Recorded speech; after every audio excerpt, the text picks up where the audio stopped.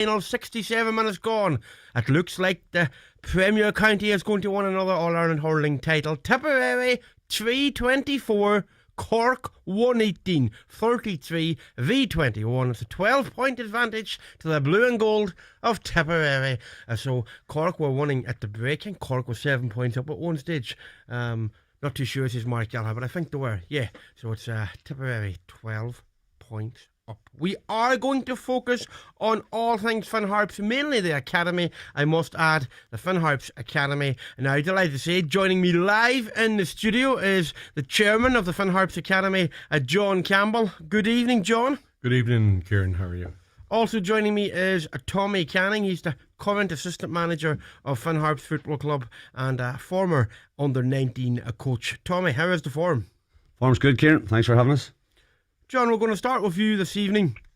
The Finn Harps Academy, well documented. A number of Irish underage internationals currently playing with the club, and lots of senior players. We're going to discuss that in just a moment. But first of all, what was the initial goal of the Academy, John? Well, I think when the initial goal of the Academy, when it was established a way back, was, I think the people who were coaching around Finn Harps at the time realised that the players, the young lads coming through to the Finn Harps team, were at a disadvantage because, for example, we were playing, when we put our teams in and we were playing, let's say, an under 15-16 game against the likes of Shamrock Rovers, our Bows, it made no difference, the Dublin teams. These guys had ample opportunity maybe to train 3-4 times a day, have the best facilities, have dietitians, have strength and condition and everything. So back there, then it was really looked at when the Academy was put together that one of the things that really had to be done is that we had to have a root and branch overhaul of the development of young players, from the number of times they train, ongoing assessments, physical fitness, the development of their skills with coaches, good coaches. We were getting great players from the teams, their own underage teams, and their own coaches there were doing a great job with them. But when they moved up the ladder to play League of Ireland football, it was a big step, and we needed to be able to assess what was needed there and put that in place. So that's why there were two steps put in really at the one time. I think people mightn't have realised. We put the development squads at the Academy in the way, let's say for an under 13 team in the League of Ireland, under 14, we had the players for a year before that.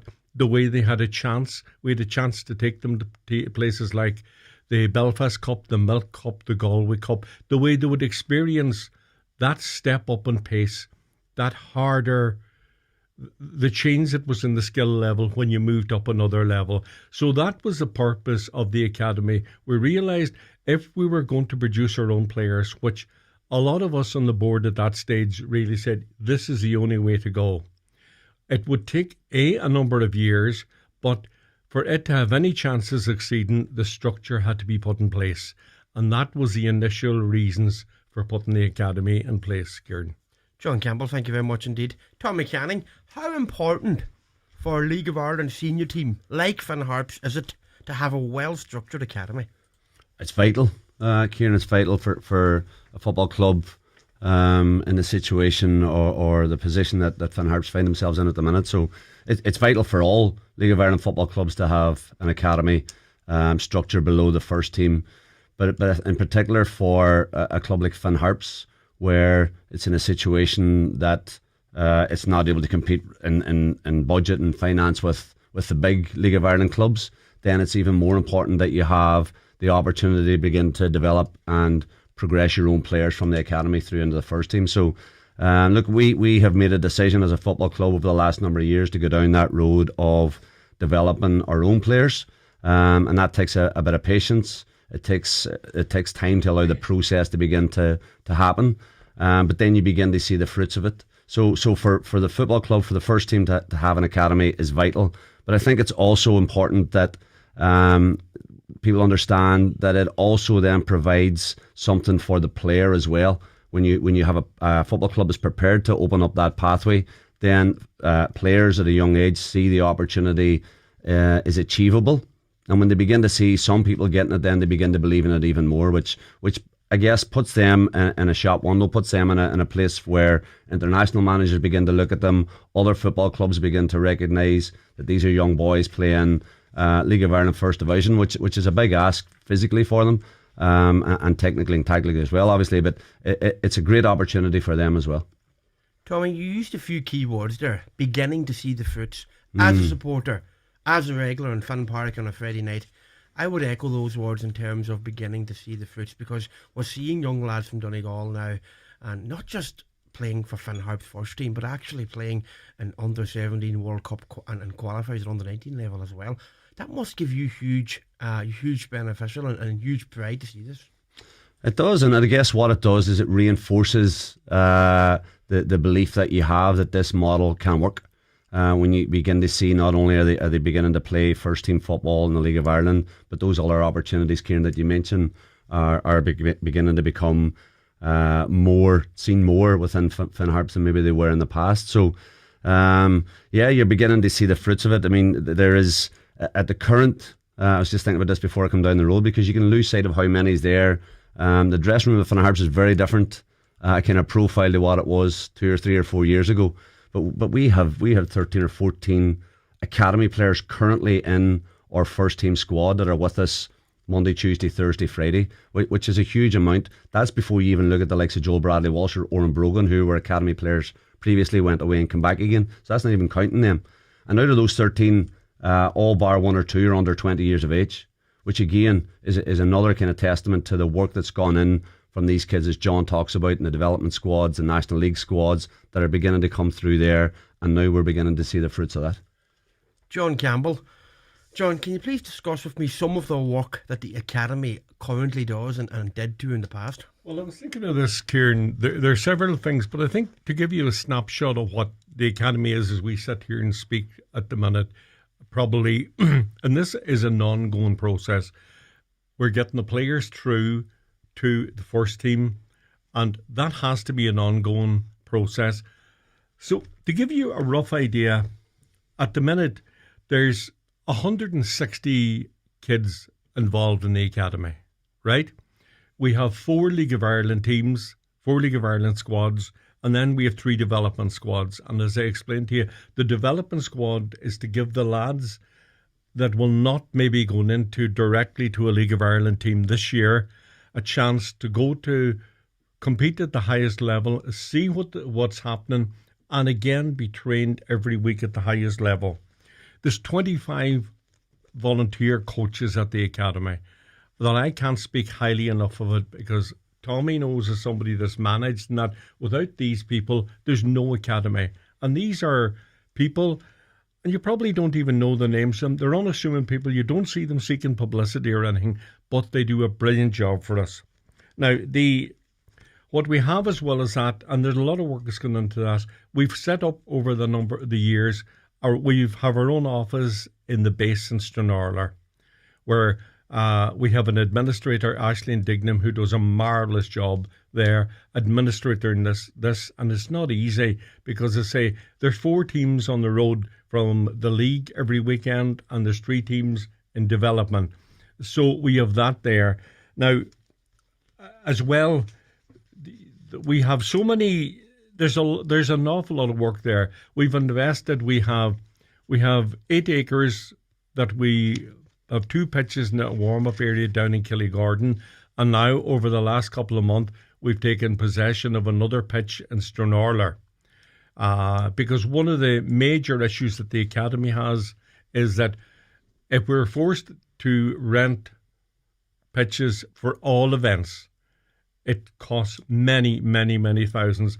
And our aim is, at the academy, is that we have pitches rented long term, like that and we've just taken over in Stranraer, that the money that we save there can go into the development and have it given technical assistance to the players. There's so many other things happen. This weekend, for example, all the players were in ATU for a session with many, many people on, I think it was Wednesday.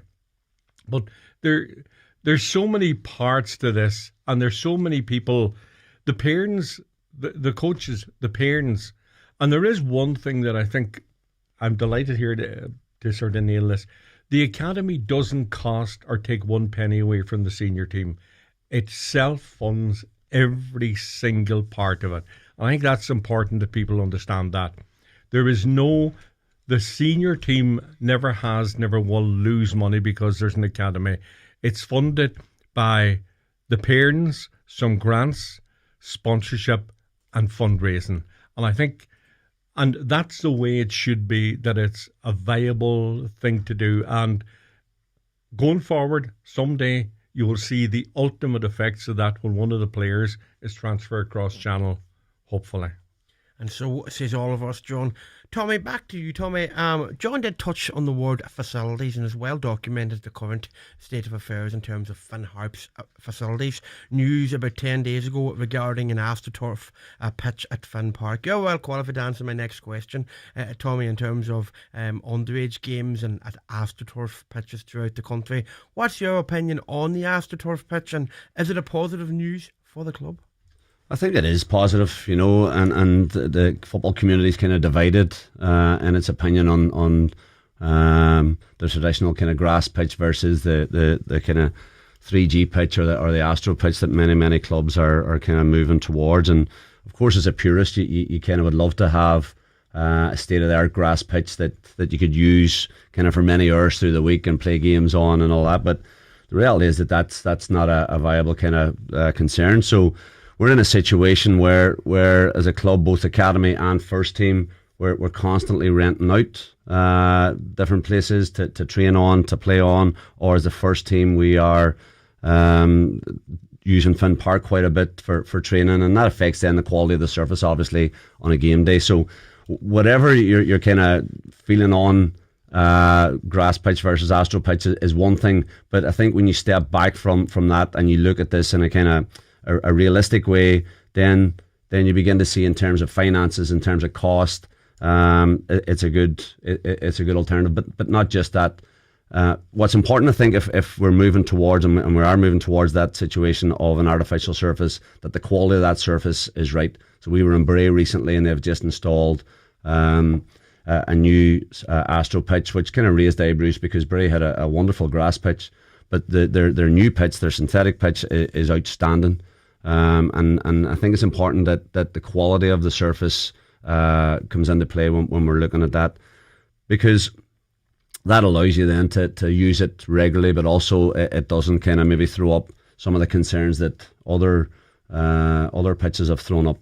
But it also allows us, I think, as a first team to have a base at Finn Park, which when you're working with a group of players for a full season at senior level, it's while important that you're not kind of bouncing about from one venue to another, that you're there, all that you need's there, you're not transporting equipment all over the county, that what you have is there, that's where players report, that's your home, that's where we do all that we need to do, that's where we play our games, and that's kind of what can help you then, that kind of old adage of making your home ground a fortress.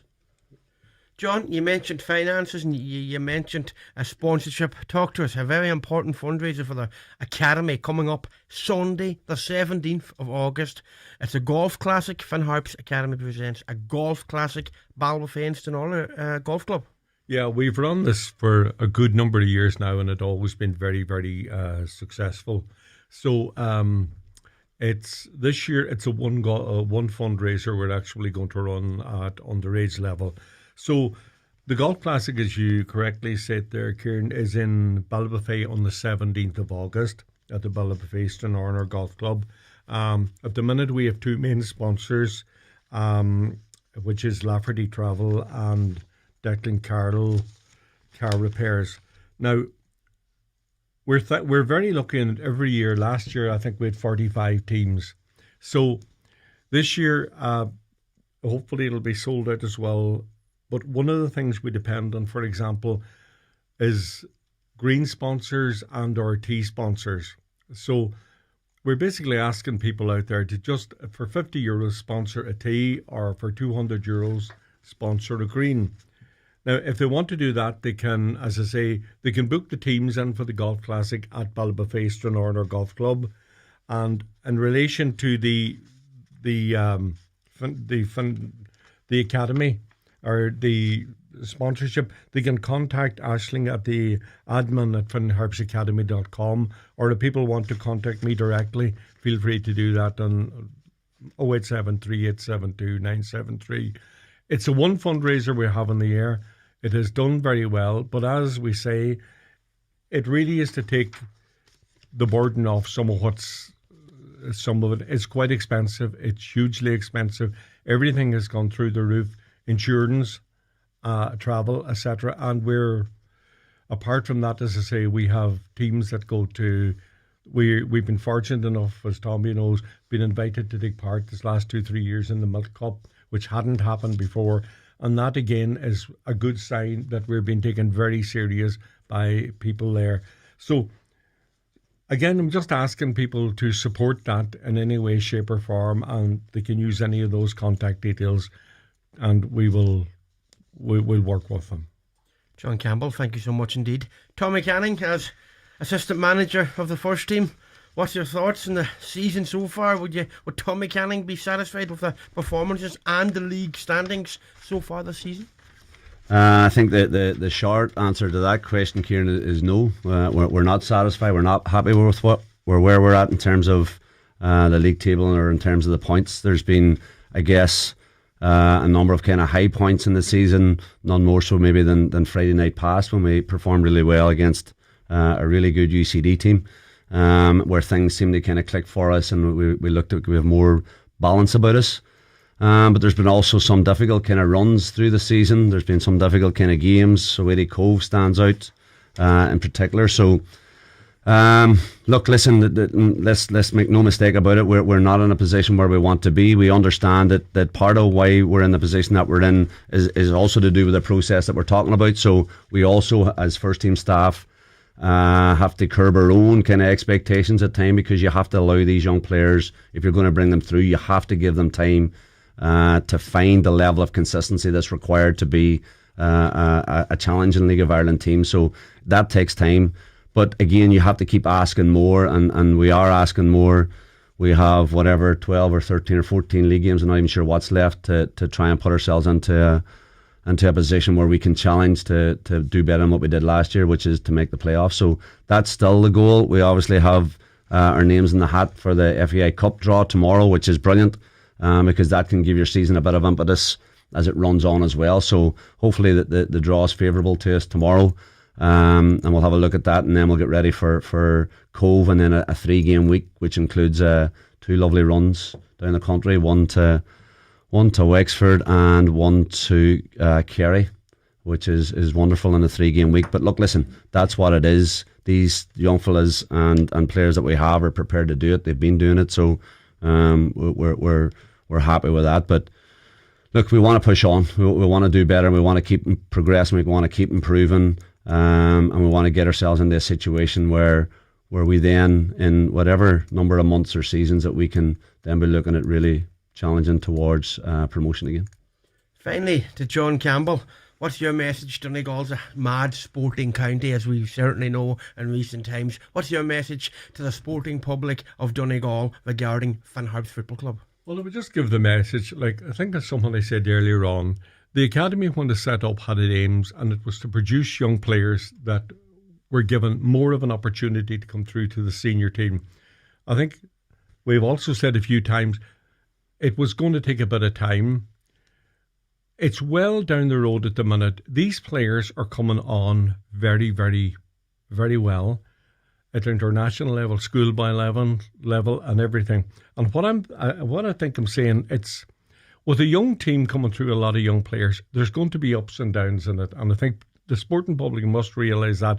But we've been said umpteen times, this is a project. But if you look at the results and everything, the project is well on its way. And all I would say to the sporting public, and you're right, Donegal is a crazy sporting county.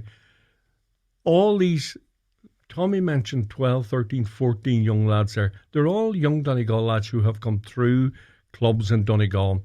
They need your support in many, many ways. They need your support on the terraces. They need your support in their development. We need your support to develop the next generation of young players and the lads that are even 13, 15, 17. So I'm just saying, come out, show your support in whatever way you can, and be it financial or be it turning up to support them at the event. John Campbell, chairman of the Academy at Finn Harps Football Club, and Tommy Canning, the assistant manager of the first team. Thank you so much, guys, for joining us in Highland.